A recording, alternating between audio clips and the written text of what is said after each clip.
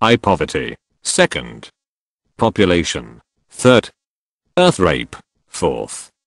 Carbon. Plan B 3.0. Don't bother with backquote 4.0, comma quote backquote world on edge. B. Creation collapsing as 1. Poverty, 2nd. Population, 3. Resource rape, 4th. Carbon collide. C6. I. Poverty, 2nd. Population, 3rd. Earth rape, 4th. Carbon. Plan B 3.0. Don't bother with backquote 4.0, comma quote backquote world on edge. Signs of decline are emerging. In 38 AIDS-afflicted countries in sub-Saharan Africa, life expectancy fell 10 years below the uninfected. First time life expectancy fell in the modern era. Failure of leadership. Reversing the march of progress. Early sign that the complexity of emerging problems is overwhelming weaker national governments.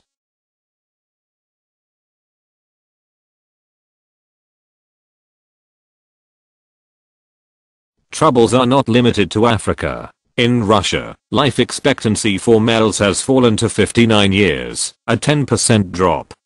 China, with dangerously high pollution levels, more people are dying from cancer than any other disease.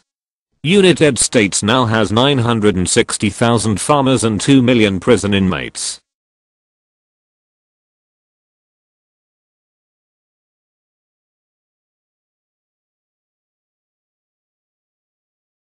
Gap between rich and poor grows ever wider.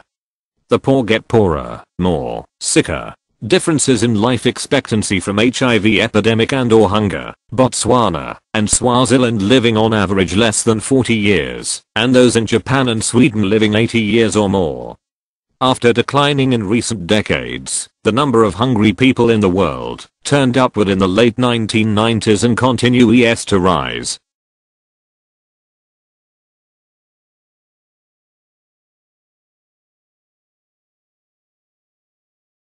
The deadly stresses take many forms. 1. Economically, in the widening income gap between the world's rich and poor. 2. Socially, in the widening gap in education and healthcare. 3. Environmentally, swelling flow of refugees as productive land turns to desert, and as wells go dry. 4. Politically, conflict over basic resources such as cropland, grazing land, and water. 5. Fundamentally, the growing number of failing states.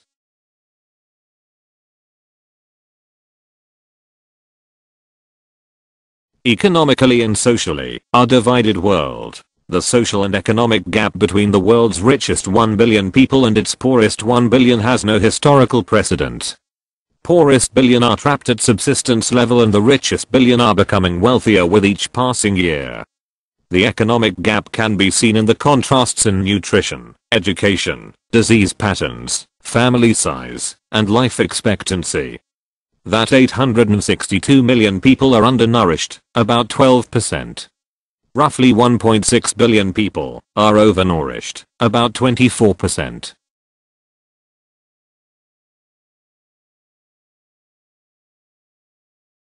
Hunger is the most visible face of poverty. Hunger is not getting enough food to achieve full physical and mental development and to maintain adequate levels of physical activity. Concentrated in the Indian subcontinent and sub-Saharan Africa.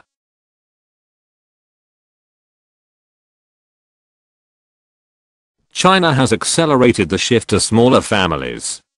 However, gains in food production in India were absorbed largely by population growth.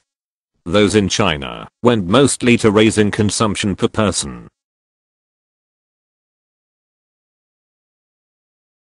Malnutrition takes its heaviest toll among the young. They are the most vulnerable during their rapid physical and mental development. In both India and Bangladesh, almost half of all children under 5 are underweight and malnourished. Two of Africa's most populous countries, Ethiopia, 47% of children are undernourished. Nigeria, the figure is 29%.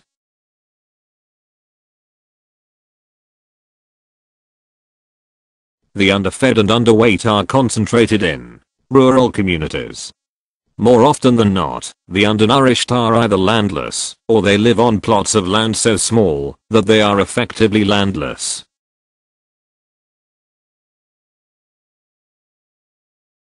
The penalties of being undernourished begin at birth. 20 million underweight infants are born each year to mothers who also are malnourished. They suffer lasting effects in the form of impaired immune systems, neurological damage, and retarded physical growth. 60% of all newborns in India would be in intensive care had they been born in California.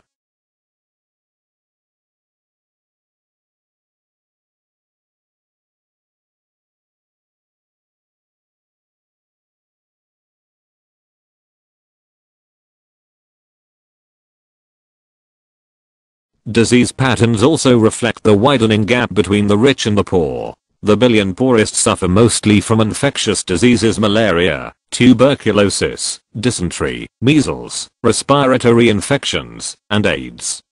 Malnutrition leaves infants and small children even more vulnerable to such infectious diseases. Unsafe drinking water takes a heavier toll on those with hunger-weakened immune systems, resulting in millions of fatalities each year.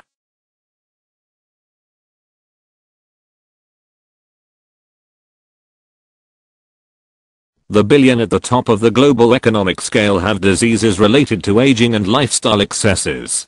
Cardiovascular disease, obesity, smoking, high-fat diets, and exercise deprivation cause most deaths.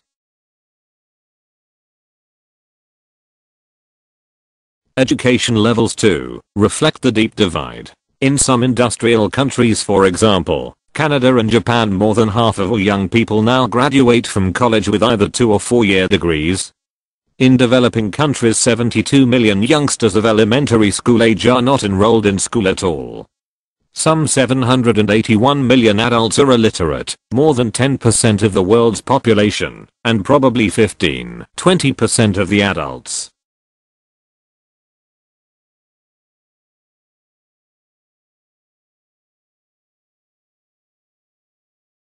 World's illiterates are concentrated in a handful of the more populous countries: Bangladesh, China, Egypt, Ethiopia, India, Indonesia, Nigeria, and Pakistan. Brazil and Mexico in Latin America. Bangladesh, Egypt, India, and Pakistan, the number of illiterates increased.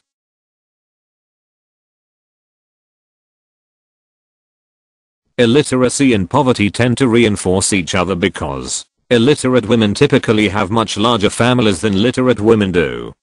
Each year of schooling raises earning power by 10 to 20%. In Brazil, for instance, illiterate women have more than 6 children each on average. Literate women have only 2.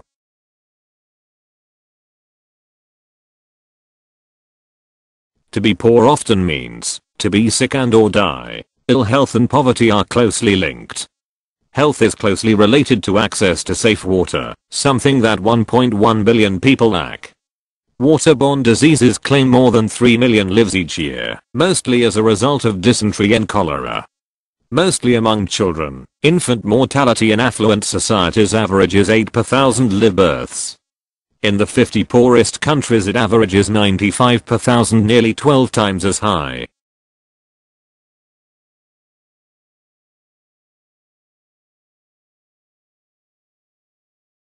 The health challenge is growing, becoming more numerous as new infectious diseases such as SARS, West Nile virus, and avian flu emerge. Accumulation of chemical pollutants in the environment is starting to take a toll.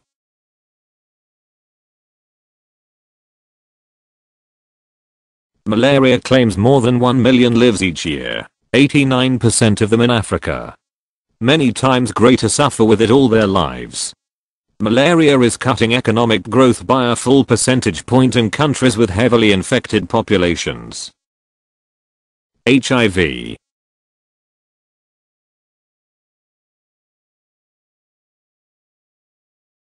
No recent precedent of a disease affecting as many people as the HIV epidemic.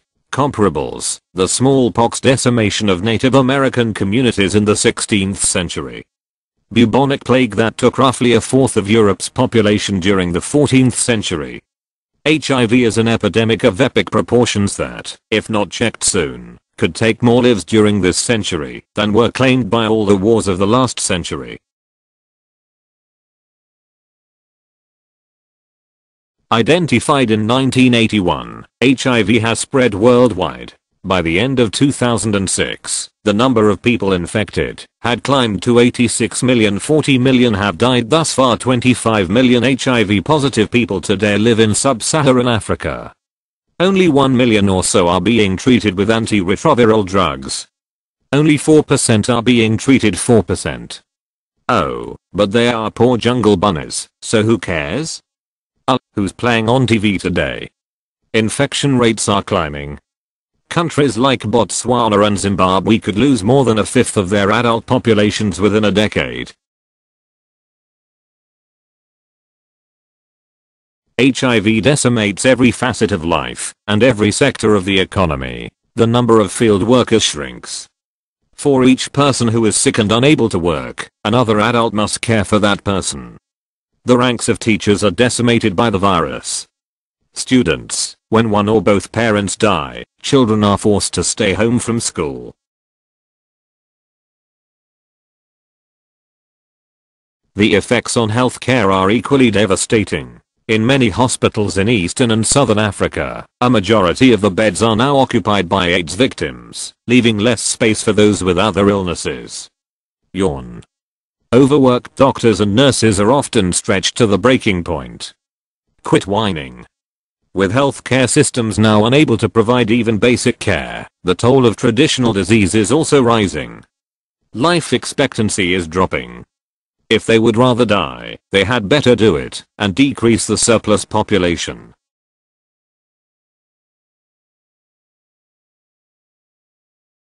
AIDS epidemic is leaving millions of orphans in its wake. Sub-Saharan Africa is expected to have 18 million AIDS orphans by 2010. For some girls, the only option is what has come to be known as survival sex. In the countryside, teenage Swazi girls are selling sex and spreading HIV for $5 an encounter, exactly what it costs to hire oxen for a day of plowing.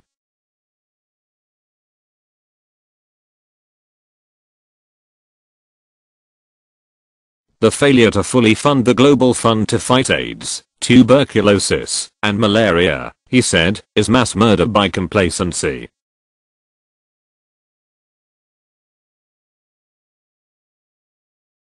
Epidemic of HIV and AIDS has disabled the body politic. Worst hit African countries have undergone a social breakdown.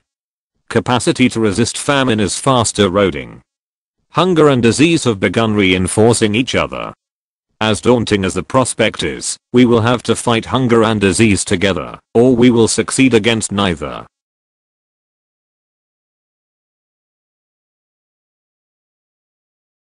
Air and water pollutants are damaging the health of people everywhere. Some 200 human diseases, ranging from cerebral palsy to testicular atrophy, are linked to pollutants. Other diseases that can be caused by pollutants include an astounding 37 forms of cancer, plus heart disease, kidney disease, high blood pressure, diabetes, dermatitis, bronchitis, hyperactivity, deafness, sperm damage, and Alzheimer's and Parkinson's diseases.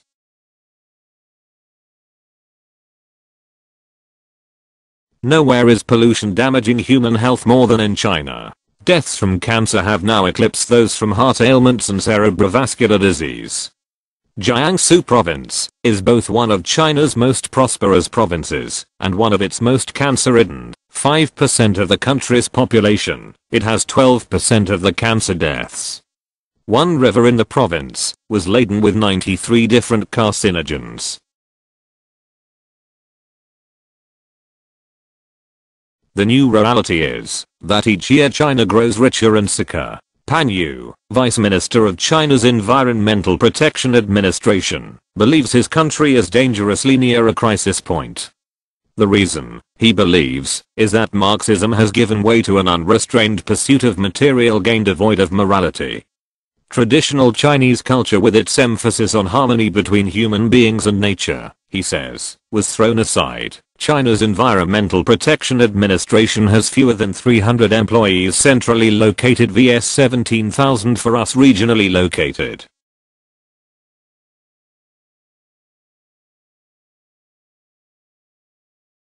Analysis of umbilical cord blood found a total of 287 chemicals in these tests. Of the 287 chemicals we detected, we know that 180 cause cancer in humans or animals, 217 are toxic to the brain and nervous system, and 208 cause birth defects, or abnormal development in animal tests.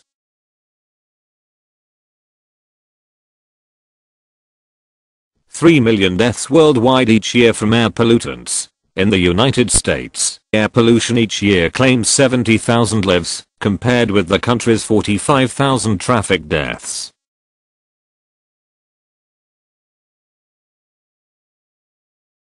In Alzheimer's and Parkinson's diseases, and in motor neuron disease generally, a surprising rise in industrial countries.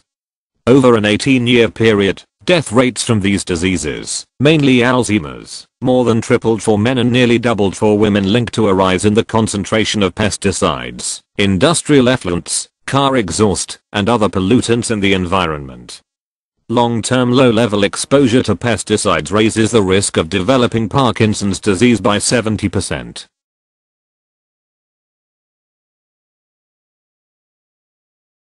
Mercury, a potent neurotoxin, permeates the environment in virtually all countries with coal-burning power plants and many of those with gold mines. Gold miners release an estimated 290,000 pounds of mercury into the Amazon ecosystem each year. Coal-burning power plants release nearly 100,000 pounds of mercury into the air in the United States. Mercury from power plants settles over waterways, polluting rivers and lakes, and contaminating fish. In 2006, 48 of the 50 states in the United States, all but Alaska and Wyoming, issued a total of 3,080 fish advisories warning against eating fish from local lakes and streams because of their mercury content. 1 out of every 6 women of childbearing age in the United States has enough mercury in her blood to harm a developing fetus. 630,000 of the 4 million babies. The number of chemicals in use has climbed to over 100,000. A random blood test of Americans will show measurable amounts of easily 200 chemicals that did not exist a century ago. Most have not been tested for toxicity. 650 of these are covered by the EPA's Toxics Release Inventory, TRI, just 6.5%. Swelling flow of garbage associated with the throwaway economy. First conceived following World War II as a convenience, and as a way of creating jobs, and sustaining economic growth. The more goods produced and discarded, the reasoning went, the more jobs there would be. Convenience. Rather than washing cloth towels or napkins, consumers welcomed disposable paper versions.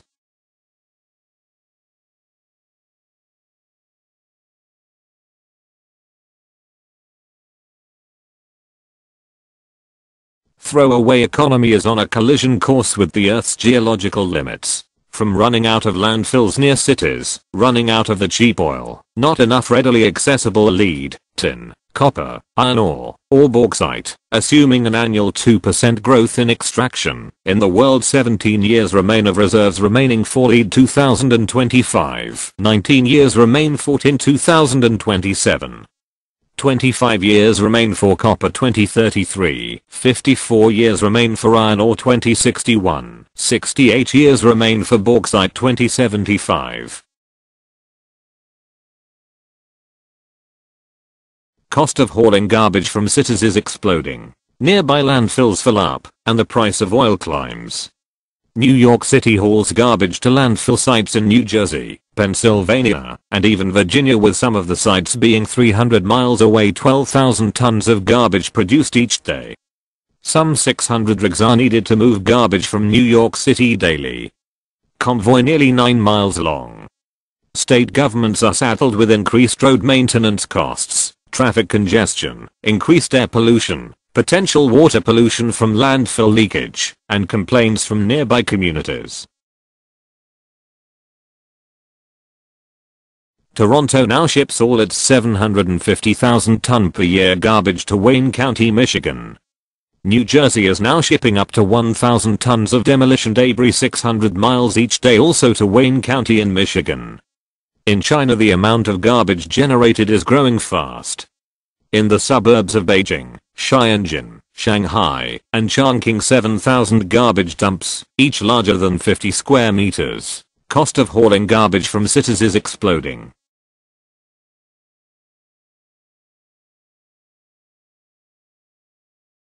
The challenge is to replace the throwaway economy with a reduce, reuse, recycle economy.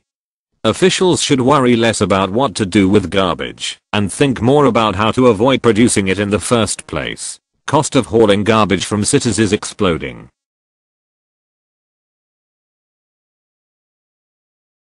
Population and land and water conflicts. As land and water become scarce, competition intensifies within societies, particularly between the wealthy and those who are poor and dispossessed. Who cares? Threatening to drop the living standards of millions of people below the survival level, leading to potentially unmanageable social tensions.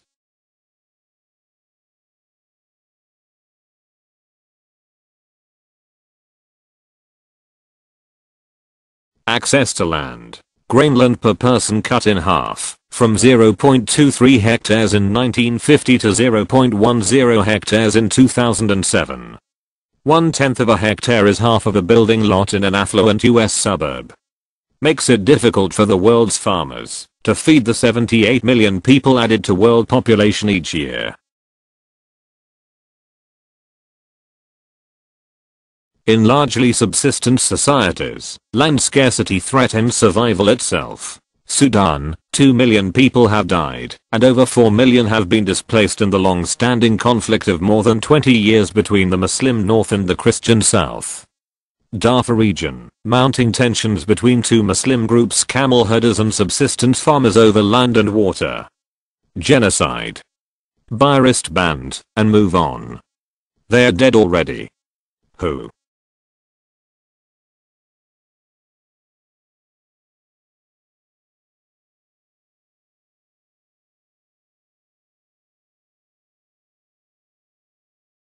Sahel, from Senegal in the west to Somalia in the east, the northern Sahel, grassland is turning to desert, forcing herders southward into the farming areas. Declining rainfall and overgrazing are combining to destroy the grasslands.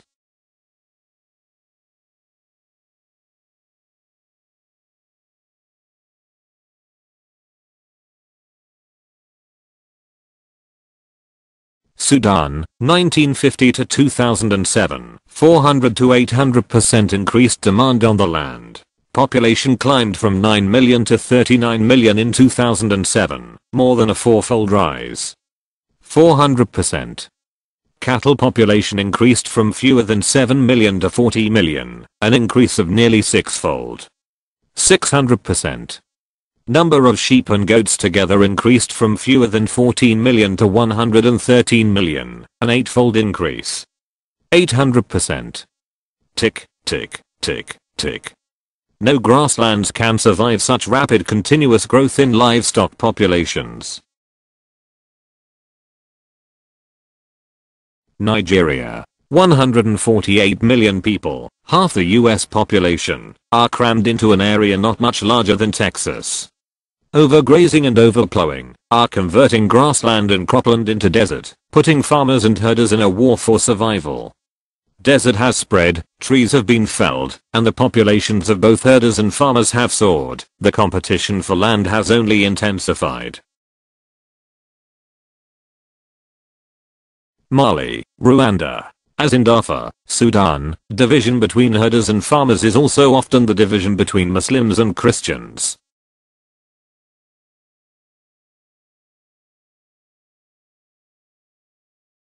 Rwanda, template of things to come. 1950, Rwanda's population was 2.4 million. By 1993, it had tripled to 7.5 million, most densely populated in Africa. Demand for firewood grew with population. By 1991, the demand was more than double the sustainable yield of local forests. As trees disappeared, straw and other crop residues were used for cooking fuel. With less organic matter in the soil, land fertility declined.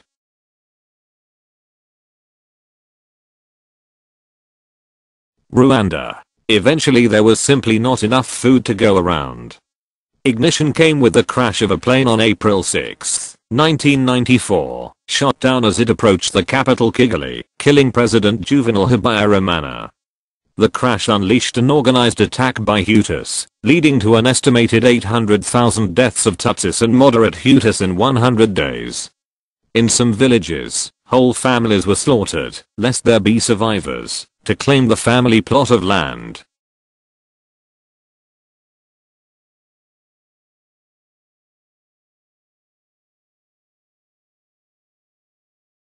On a demographic track similar to Rwanda's Tanzania, Tanzania's population of 40 million in 2007 is projected to increase to 85 million by 2050.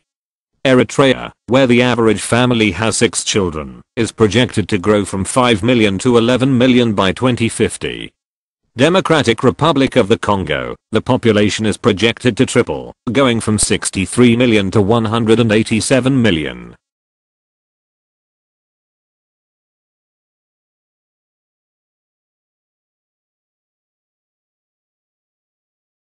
India. Tension between Hindus and Muslims is never far below the surface.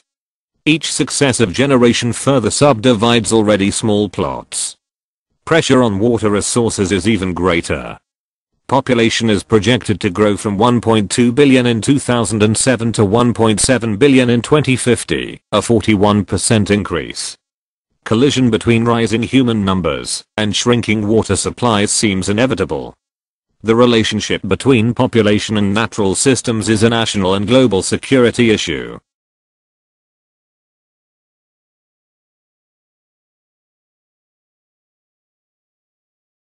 Disagreements over the allocation of water among countries, nowhere more stark than among Egypt, Sudan, and Ethiopia in the Nile River.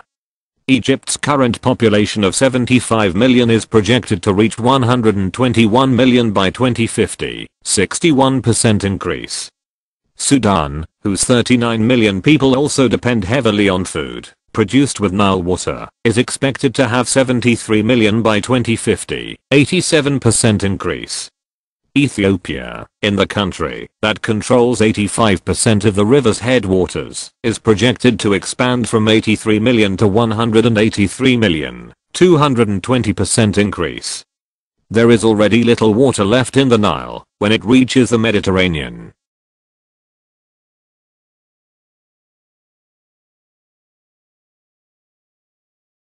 Turkey, Syria, and Iraq share the waters of the Tigris and Euphrates.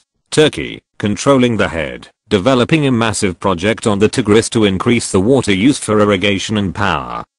Syria and Iraq, projected to nearly double their respective populations of 20 million and 29 million.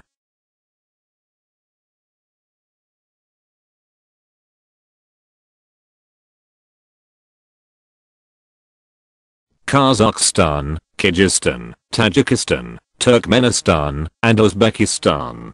2 rivers, the Amu Darya and the Sea Darya, demand already exceeds the flow of the 2 rivers by 25%. Upstream Turkmenistan planning to develop another 500,000 hectares of irrigated agriculture. Region lacks the cooperation needed to manage its scarce water resources. This is the deteriorating world.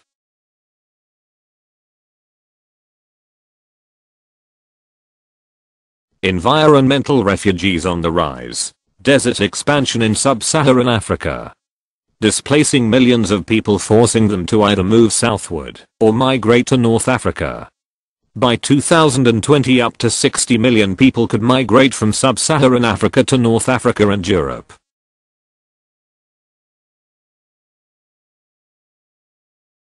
Boat bound for Italy carrying refugees from Africa. Adrift for more than 2 weeks, and having run out of fuel, food, and water, many of the passengers had died. At first the dead were tossed overboard. After a point, the remaining survivors lacked the strength to hoist the bodies over the side. The dead and the living shared the boat, resembling what a rescuer described as a scene from Dante's Inferno. Survivors would not reveal their country of origin, lest they be sent home. Political, economic, or environmental refugees. Failed states like Somalia produce all three. For Central American countries, Mexico is the gateway, including Honduras, Guatemala, Nicaragua, and El Salvador. 2006, Mexican immigration authorities reported some 240,000 detentions and deportations, up 74% since 2002. City of Tapachula on the Guatemala-Mexico border. Young men in search of jobs wait along the tracks for a slow-moving freight train moving through the city en route to the north.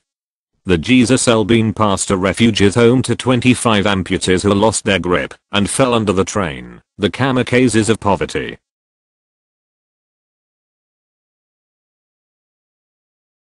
Bodies washing ashore in Italy, Spain, and Turkey, a daily occurrence. Each day Mexicans risk their lives in the Arizona desert. Some 400 to 600 Mexicans leave rural areas every day, abandoning plots of land too small or too eroded to make a living. Many of those who try to cross the Arizona desert perish in its punishing heat. Scores of bodies are found along the Arizona border each year.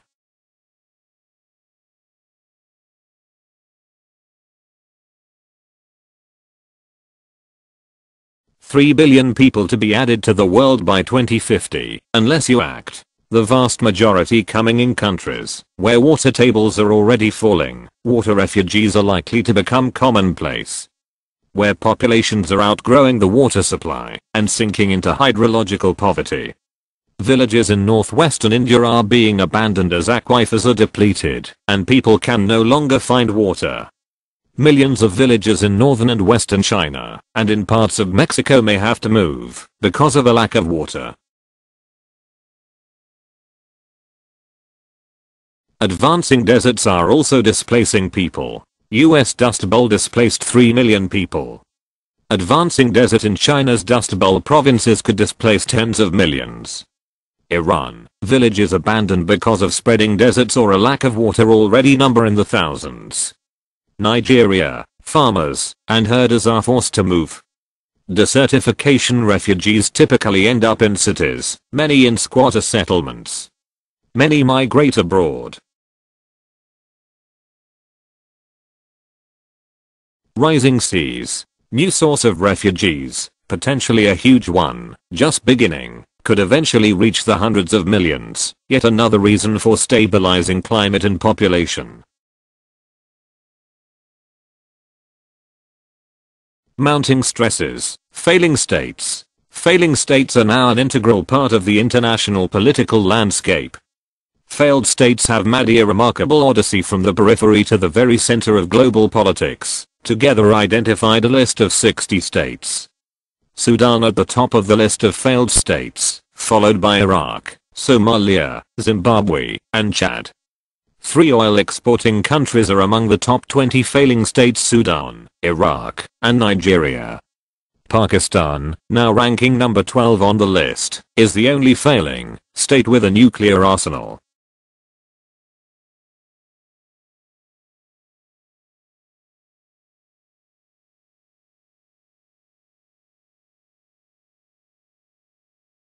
Some of the dozen indicators: uneven development, the loss of governmental legitimacy, and demographic pressure. Uneven development typically means that a small segment of the population is accumulating wealth, while much of the society may be suffering a decline in living conditions. Governments that fail to effectively manage emerging issues and provide basic services are seen as useless. Loss of political legitimacy is an early sign of state decline. Demographic fatigue, unable to cope with the steady shrinkage in cropland and freshwater supplies per person or to build schools fast enough for the swelling ranks of children.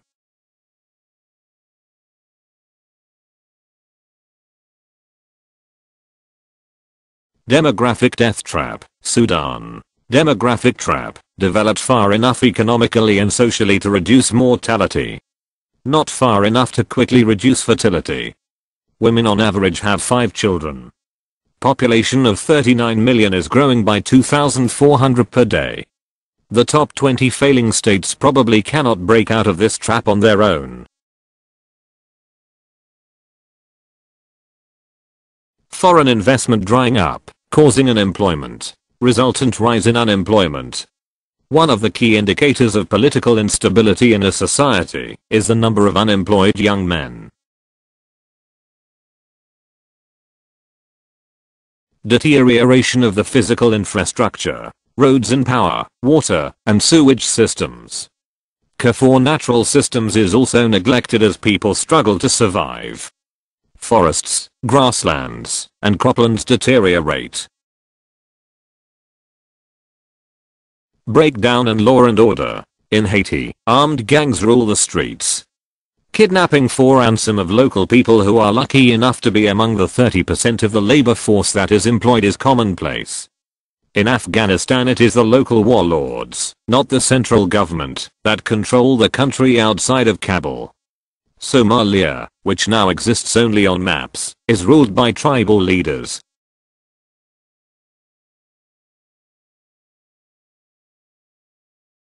Long-standing civil conflicts. Democratic Republic of the Congo.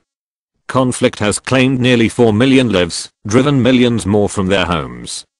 The vast majority of deaths are non-violent, including those from hunger, respiratory illnesses, diarrhea, and other diseases.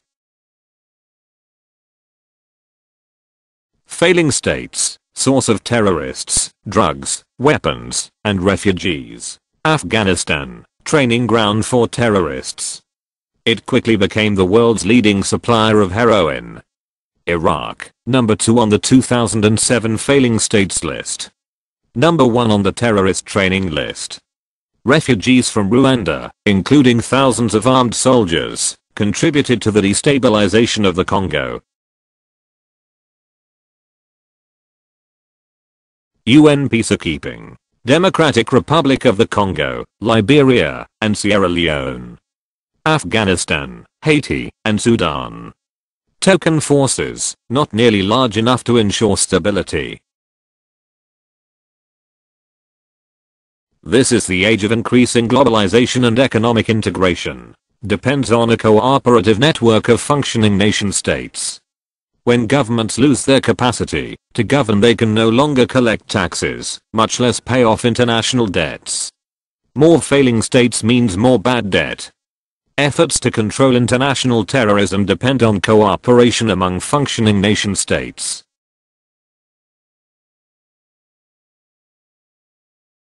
Protecting endangered species requires close international cooperation.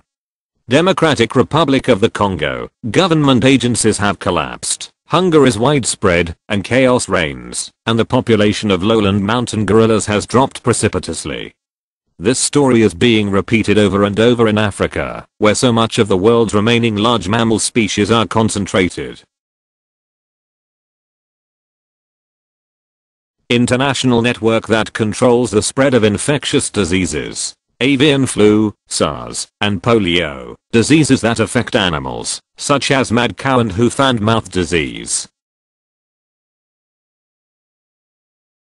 1988 the international community launched an effort to eradicate polio. By 2003 the disease had been eradicated in all but a few countries, among them Afghanistan, India, Nigeria, and Pakistan. 2003, religious leaders in northern Nigeria began to oppose the vaccination program on the grounds that it was a plot to spread AIDS and sterility. Number of cases of polio in Nigeria increased rapidly, tripling over the next 3 years. Nigerian Muslims making their annual pilgrimage to Mecca may have spread the disease, bringing it back to some countries, such as Indonesia, Chad, and Somalia, that were already polio-free. With infection reoccurring in failing states, the goal of a world that is polio-free, already reached in some 190 countries, could be slipping away. If the international community cannot effectively address the failing state phenomena, the prospect of reaching other goals could also fade. 1988 the international community launched an effort to eradicate polio.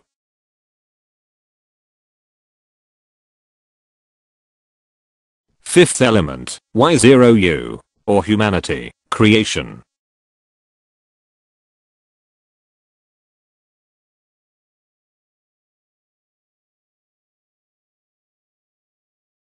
I poverty. Second. Population. Third. Earth rape. Fourth. Carbon. Plan B 3.0. Don't bother with backquote 4.0, quote backquote